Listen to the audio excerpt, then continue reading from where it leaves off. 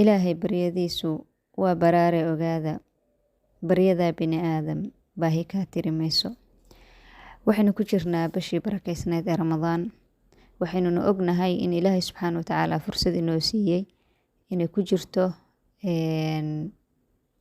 marar badan oo Ilaahay subxaana watacaala ducada aqbalayo. Ducadu adaab bay leedahay.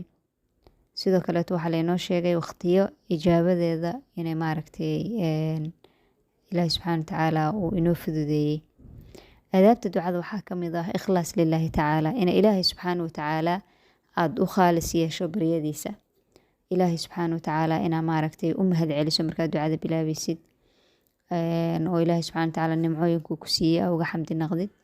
Ina Ilaahay subxaana watacaala aada ugu tadarucdid oo markaad ducaysanaysid aada isugu bihinbihisid. Ina nabiga calayhi salaatu wasalaam ku bilowdid baryadaada bacda thanaa, yani markaa Ilaahay subxaana watacaala u xamdi naqdid kadib ina nabiga calayhi salaatu wasalaam ku salidid. Kadib inaa markaa dhammaysid ducadana nabiga calayhi salaatu wasalaam ku salidid. Adaabta ducada waxaa ka mid ah in aadan aqbalaadi ducada isticjaal ka raadin, aadan dhihin aniga ducadeedi waa liiga aqbali waaye, aada isaga tegin. Waxaa ku jira aadaabteeda tadaruc inaa la imaatid iyo ilxaax inaa ku celcelisid ducada, oo Ilaahay subxaana watacaala wuxuu jecel yahay addoommadiisa aadka u barya ee aada u baridid, oo Ilaahay subxaana watacaala u sheegtid dhibtii ku gaartay iyo waxaad ka baryaysid, sidii kaanamaa Ilaahay wuu ogyahay wixii kugu dhacay, laakiin Ilaahay aad la sheekeysatid. Ilaahu waxaasaa igu dhacay, ilaahu waxaasaan kaa rabaa, ilaahu saasay xaaladdu igu tahay, ilaahu Ilaahay subxaana watacaala aada u baridid.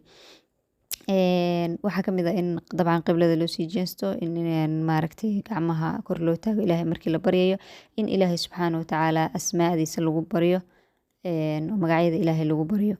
Waqtiyada laynoo sheegay oo ducada la ajiibo waxaa ka mid ah waqtiga suxuurta, oo runtii ah waqtiga Ilaahay subxaana watacaala samaa dunya uu soo dego oo uu leeyahay yaa wax i weydiisanayaan siiya, yaa dembi dhaaf i weydiisanayaan u dembi dhaafa.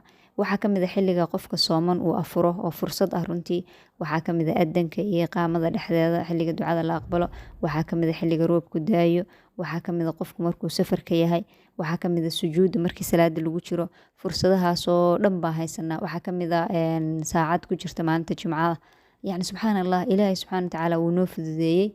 Ilaahay ha inoo fududeeyo marka Ilaahay inaan barino, inaynu ducaysano, in aan ilmaha u duceyno, in aan wadanka u duceyno, in aan Ilaahay subxaana watacaala markasta, xitaa haddii aa cid wax weydiisanaysid oo aad u qastiyeysid inaa Ilaahay sii baridid, inuu Ilaahay kaaga sakhiro, in wax xaaladda markay kugu adkaato ma ahane aa markasta Ilaahay subxaana watacaala baridid, oo ducadu ay ka mid tahay noloshaada.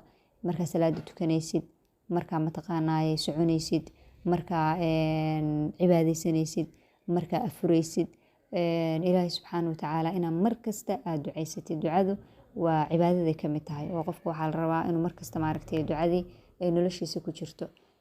Sidoo kale waxaa la rabaa in aynu ka faa'iidaysano bishaan barakeysan, wadankeena aynu u duceyno, walaalaheena muslimiinta aynu u duceyno, oo ducadu ay noqoto waxa isku keen xiraya, oo duca dahrul qayb li akhiik waa maqbuula. Walaalka kaa maqan haddaa u ducaysid, ducada waa la aqbalayaa.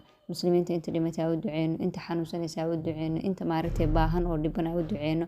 Ilaahay subxaana watacaala inuu dhibaatada inaga dulqaado, inuu nicamkiisa ina siiyo, inuu cibaadada inaga aqbalo, inaan Ilaahay subxaana watacaala weydiisano.